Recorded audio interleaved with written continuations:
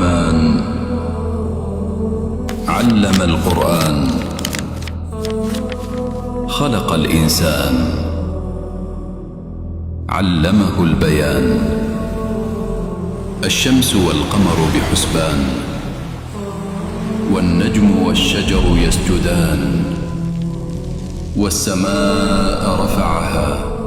ووضع الميزان ألا تطغوا في الميزان وأقيموا الوزن بالقسط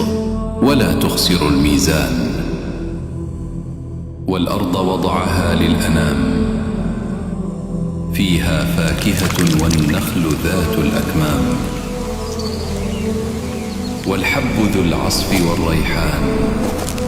فبأي آلاء ربكما تكذبان خلق الإنسان من صلصال كالفخار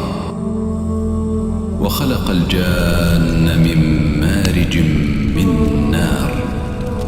فبأي آلاء ربكما تكذبان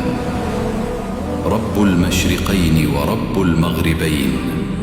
فبأي آلاء ربكما تكذبان مرج البحرين يلتقيان بينهما برزخ لا يبغيان فبأي آلاء ربكما تكذبان يخرج منهما اللؤلؤ والمرجان فبأي آلاء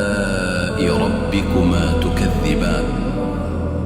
وله الجوار المنشآت في البحر كالأعلام